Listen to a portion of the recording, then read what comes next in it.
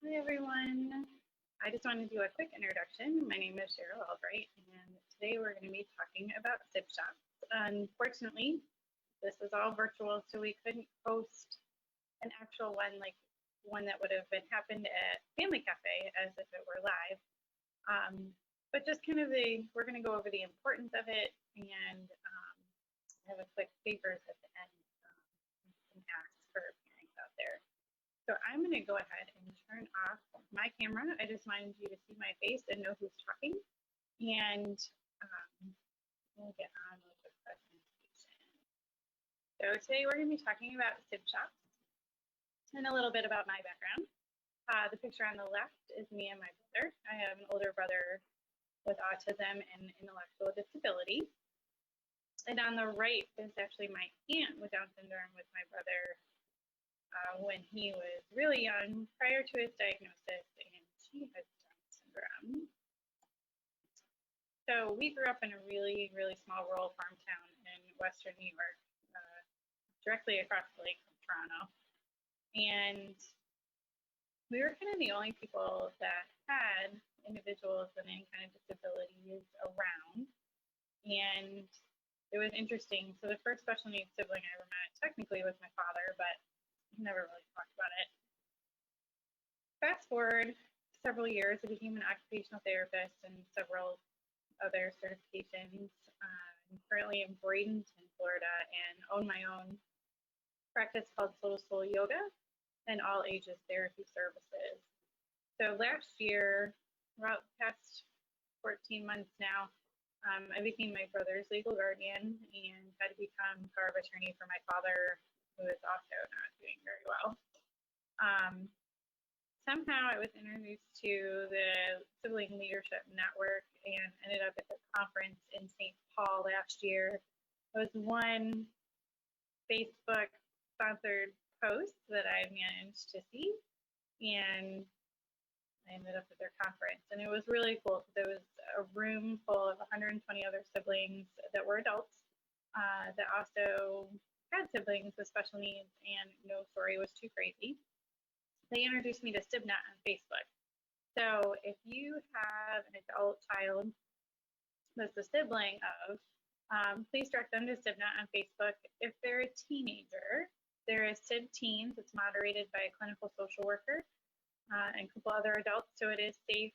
And then they've got it broken down to Sib 20s and maybe even Sib 30s, but I don't fit in any of those categories. So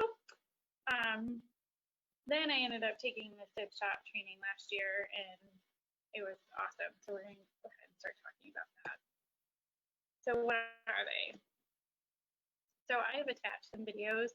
These might not be the same videos that I can't remember what I put on the PowerPoint because I always change my mind. So I'm going to go ahead and escape out of here so that I can share my screen for this. We're working through some technical issues, so hopefully this plays and you can see it. We need to talk about why brothers and sisters of children with special needs are too important to ignore. I'm your host, Shante, and today I'm speaking with Don Meyer. Don Meyer is the director of Sibling Support Project. He is probably best known for creating SIBSHOPS, lively programs just for young brothers.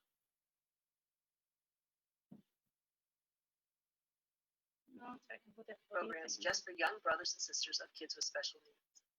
When I talk to people, or really anybody who listens to me, about why brothers and sisters are too important to ignore, I like to leave them with a couple of points. The first point being is that just about anything you can say about being the parent of a child with special needs, whether that's special health needs, developmental needs, mental health needs, but anything you can say about being the parent of a child with special needs, you can pretty much put groups underneath for brothers and sisters. Because if you look at the clinical and research literature that's out there about SIBS, you see that time and time again. SIBS experiences parallel parents' experiences.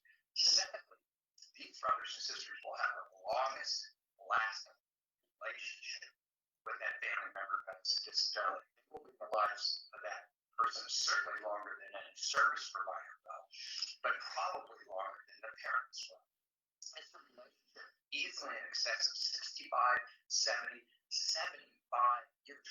That's a long. And because of that, they're serving us some considerations.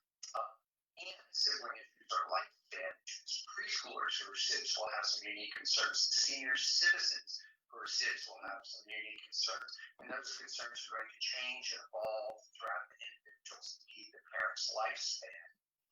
But when you start taking a look at the services and considerations that SIBS get compared to the services and considerations that parents get, it's easy to see who's getting the short end of the stick. Here's one little example. One project, the sibling support project, we have a number of sibling-related initiatives. Besides SIBSHOPS, we have social media for teens called SibTeen. It's a closed Facebook page. We have one for SIBs in their 20s called, oddly enough, SIB20. And then we have one for adult SIBs called SIBNet. This week, I hope you'll download and read what siblings would like parents and service providers to know, or how to let young siblings know you care, or both of them. I will also attach the links to SIBSHOP's website, as well as all of the books we discussed in the show notes. I enjoyed speaking with Don. He really opened my eyes to siblings and some of the issues and concerns that they have to deal with. And the fact that they are extremely important, definitely too important to ignore.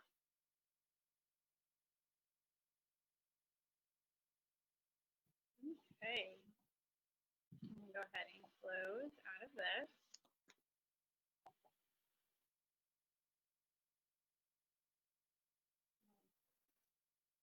Start back.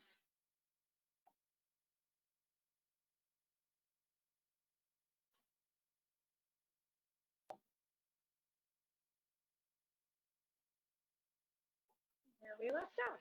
So those are I attached some other videos on here as well, but if you go to YouTube and just put in SIBSHOPS, you will find a plethora of news coverage from different parts all over the country. Don Meyer, who created the Sibling Support Project in Washington State, he is kind of, they call the father of starting these groups. It was part of a research project he was doing, I believe, to get his master's in special education, but you can look him up. He's on podcast interviews, YouTube, and he's kind of all over the media. So what is a SIBSHOP? A SIBSHOP is a great way for other children to meet other children that have brothers and sisters with any kind of disability or special need. It's a great place to talk about the good and not so good, play games, learn about the services that their sibling may receive, and most importantly, have fun with other kids that get it. So is SIBSHOP a form of therapy? No, but it is therapeutic. Sometimes it is run by clinical social workers, so there's definitely a little bit more of a therapeutic aspect to it. I'm an occupational therapist, so obviously mine's going to have some kind of OT-related psychosocial frames of reference thrown in there. And I've included the first sibling I ever met. This is Renata Sumar Gardner, and she and her mother run yoga for this special child. She had a sister with Down syndrome who has now since passed away, but they continue to run the business together. And she was kind of the first one I met as an adult. And so it was kind of an immediate bond. Anytime I had a question, concern, I could easily ask or shoot a message. So the point of this is, please do not wait until your sibling is 29 to meet another sibling with special needs. With social media out there, please use SibTeen, please use SibNet. So who attends and facilitates SIBSHOPs? Typically, people that are already providing respite or other organizations that serve individuals with special needs. I heard that CARD, the University of South Florida, was doing them for a while, and now they're not anymore. If anybody has a contact over there, that would be great. But sometimes they're run in churches, like where I went and took the SIBSHOP training in Texas. It was ran out of a church as part of kind of a mission. So they look for adults. Adult SIBs are great as facilitators to help run these SIBSHOPs, but this is my caveat to parents. We love you. However, we don't necessarily want you as a facilitator, and I don't want you to take that the wrong way. It's just that kids tend to not open up as much when mom or dad is in the room, and it's really helpful when they do. So we just ask that maybe you aren't a facilitator, but maybe you have an aunt or a cousin or another family member if you're really concerned. What we tell the SIBs is, what happens in a SIBSHOP stays in a SIBSHOP, for the caveat is if, they're saying that they're going to cause harm to themselves or others, obviously we have to report them. So more information, if you downloaded these PowerPoint presentations, you should have access to these slides. But if you go to the SIBSHOPS or Sibling Support Network, if you just Google it, they'll tell you where all the SIBSHOPs are being located, and you can always call them too. The number is up there, and they will tell you who's been trained, where these programs are being run. This time of year, sometimes there's like week-long summer camp, which is kind of a goal for me in the future, to be able to do something like that simultaneously when there's SIBs in at a camp. I would like to be able to do the siblings as well. But they have a list of where you can find them. I believe, I haven't checked it recently, there's a couple in Florida. Most of them are kind of in the Orlando or South Florida area. So for a SIBSHOP near you, my company covers Hillsborough, Pinellas, Manatee, and Sarasota counties, and we are really looking for a place to co-host these events. Once COVID is, as the world kind of opens back up, whatever that's going to look like, my ask is that if you know of an organization that's willing to partner, maybe it's your child's ABA clinic, maybe it's another therapy provider, maybe it's where your child receives respite. I'm looking for an organization to help co-sponsor these events. People always ask, is there a cost? Yes, there's a cost. There's always a cost, because there's a cost for supplies, there's a cost for time, there's a cost for location if there's rent involved. So yes, however, what we plan to do is, if you can afford to send your sibling to one of these groups and you can afford the cost of maybe another sibling, we're going to have some kind of scholarship that we can scholarship some people in. What I've noticed is I have a number of the siblings on my caseload where the SIBs have they're receiving services elsewhere, like Easter Seals or some of these bigger organizations, and the siblings are being referred for any number of things: sensory processing disorders, they're really anxious, they're not sure who to turn to. And so what I've noticed is that the SIBs tend to carry a burden of anxiety on themselves. As they get older, they start worrying about what is going to happen to their siblings, who's going to take care of them, what happens if mom's not around. When that frontal lobe starts to come online, they start thinking about this a lot. So this is a great place. SIBSHOPs are going to be a great place for them to have those conversations. Unfortunately, I'm not in person. Usually I ask if anybody has any questions, but I'm going to revert back to this slide.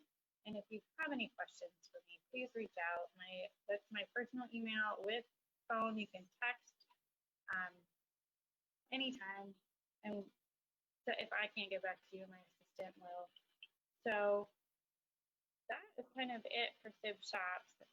Please reach out with any questions. And if you know any partnering organizations that are willing to help, I would greatly appreciate the referral. Everybody stay safe. If you can stay home, stay home. And I hope to see everyone again in person next year, where we'll actually try to run an official SIBSHOP during the program, maybe more than an hour though. I'll get with Sarah about that. Where we're going to actually have those discussions, and maybe even a separate one for teens, because I think teens really start having those conversations about, well, do I go away to college? Do I stay here? Do I have to help my mom? What's going to happen? So to be able to facilitate those conversations, one thing I didn't put on here, and I probably should have, was this Florida Sibling Alliance. This is for adult sibs that are here in Florida. You can go ahead and find them on Facebook. I know that they do different events. There's a panel during Family Cafe and discussion about what they do and who they are. They're a great resource for the state of Florida, and they host different events. They hosted a whole COVID series one evening, and I know coming up that they're doing an adult kind of meetup. And so if you know anybody that would like to join that, I'm sure it's on their Facebook page right now. I just got an email the other day. So like I said, if you have any questions for me, please feel free to reach out. And I hope everybody stays safe.